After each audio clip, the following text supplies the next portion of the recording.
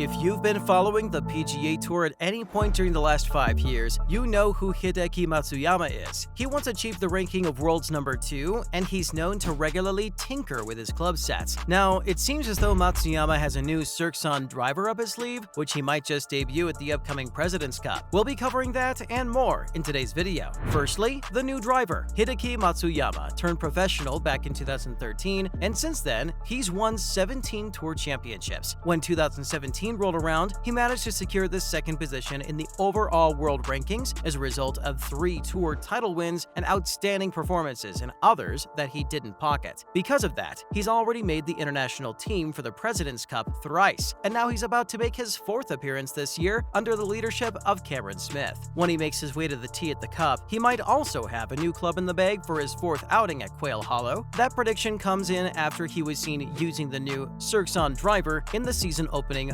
Fortinet Championship. That driver is new tech produced by the company, but it hasn't been released to the public yet. Though it might be the next evolution for driver tech, it was inconsistent in Matsuyama's run at the Silverado, with him finishing at T25. The first 2 rounds were awkward for him, losing strokes off the tee. However, he then nearly gained a stroke off the tee in a final round, 65, causing him to vault up the leaderboard to a considerable degree. But a single event isn't nearly enough to determine whether a new driver is an improvement over the old, especially when you just have one player testing it. We're certain that Matsuyama will be testing it out a few more times before coming to a conclusion about it. Next, Matsuyama the Tinkerer. Matsuyama's made a name for himself as one of the PGA Tour's top tinkerers. He regularly shows up to events with a bag so packed with backup clubs and extra shaft that it's bursting at the seams. In fact, he's always on the lookout for new builds that could potentially give him the edge he needs to go further on the leaderboards. It's not uncommon for him to test out 4 or 5 driver builds during a range session, and he also has about 5 additional shafts on deck for him to swap out for further testing. These days, Matsuyama's been primarily interested in what Srixon has to offer. As early as the beginning of last year, he's been seen consistently testing out slightly modified versions of the Srixon ZX5 driver model. The basic model was released to the public in January of 2021, and since then, he's just been tinkering with that. That base retail model comes with a larger profile with a wider margin for error, while the new ZX7 retail model has a more compact design and is made for more penetrating trajectory. The day before the opening round for the Fortinet Championship, however, Matsuyama wasn't sporting anything that resembled his previous modified drivers. It was unlike both the ZX7 and ZX5 retail models as well. It was an extremely new prototype developed by Srixon that has yet to be released for the market. Moving on, new prototypes. Though Matsuyama might be the most high-profile player that was seen testing out a new prototype by Srixon on the day before the opening round, news of it was actually broken a bit earlier. A day prior to Matsuyama being seen testing out the new driver, GolfWRX.com found out that some players would be testing new Srixon-produced drivers at the Silverado Resort and Spa in Napa, California. The drivers were denoted as Srixon's ZX5 MK2, MK2 LS, and ZX7 MK2, and are both models that have yet to be released to the public. However, though they might not be retail ready, the drivers have been approved by the U.S. Golf Association for competition and can be found on the conforming clubs list, as the players can use them without worry. Usually, Matsuyama has been seen sporting his Srixon 2021 ZX5 drivers during training sessions, but prior to the opening round of Fortinet, he was seen testing the new ZX5 MK2 LS drivers. There has been no official statement from Srixon on the drivers. When representatives of the company were asked about the new driver technologies being implemented, they chose not to speak. However, though we might not have official details on what the specifications are, as close inspection of the images released for the opening day of Fortinet has revealed some important information. Lastly, Matsuyama's new toy. First off, just by looking at the name of the new driver being used by Matsuyama reveals a key detail. It bears the acronym LS, which is assumed to mean low spin.